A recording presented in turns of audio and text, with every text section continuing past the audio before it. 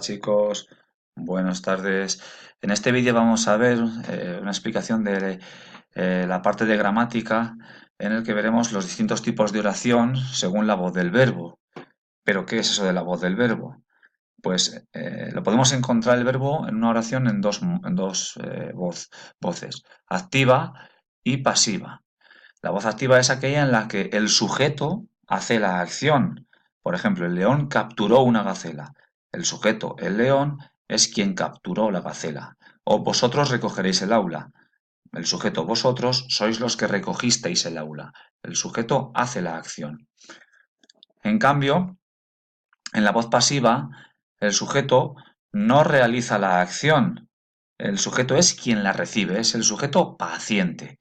Y se forma con el verbo ser y el participio del verbo. Acordaos que el participio era una de las formas no personales del verbo, junto con el gerundio y el infinitivo. Por ejemplo, si nos fijamos en las oraciones anteriores, el león capturó una gacela, está en voz activa porque el sujeto realiza la acción. Aquí la gacela fue capturada por el león. El sujeto, que es la gacela, no es la que captura. O el aula será recogida por vosotros. El aula es el sujeto, pero no es quien hace la acción.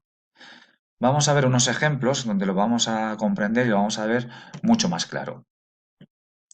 Vamos a ver unos ejemplos aquí en voz activa y las mismas oraciones, pero transformadas en voz pasiva. Por ejemplo, mi madre lee un cuento.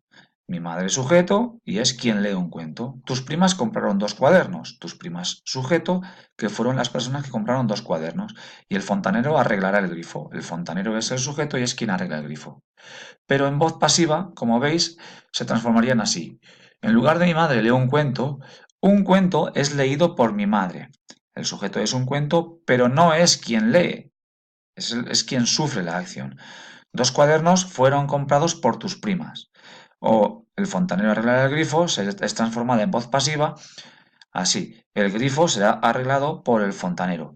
Como veis, está formado por el verbo ser, más el participio en este caso del verbo leer, el verbo ser más el participio en este caso del verbo comprar, y el verbo ser más el participio en esta oración del verbo arreglar. Debemos tener muy clara una cosa muy importante. Si os habéis fijado, las oraciones hay una parte que es el complemento agente y veremos a ver dónde estaba el complemento agente en todas las oraciones. Nos dice quién es el que hace la acción. Recordad que el sujeto no era quien la hacía. Suele ir acompañado por la preposición por. Por ejemplo, en la oración el ratón fue cazado por el gato, el ratón es el sujeto, pero no es quien caza, es quien sufre la acción. Y el complemento agente es por el gato. También debemos tener claro cómo se analiza y para ello debemos fijarnos en el verbo ser. Tenemos aquí la misma oración tanto en pretérito como en presente como en futuro. En pretérito, en pasado, sería el perro fue visto por mi tío. El verbo ser está en pasado y el participio visto del verbo ver. El perro es visto por mi tío. En este caso el verbo ser está en presente, por lo tanto esta oración está en presente porque como veis el participio no cambia. Y en futuro el perro será visto. El verbo ser está en futuro y el participio sigue siendo visto, no cambia. Y el complemento agente en todas es por mi tío, que es quien hace la acción, es quien ve. ¿De acuerdo? Bien, como veis es bastante sencillo, solo nos queda practicar con diferentes actividades que haremos tanto aquí como en el aula. Hasta pronto.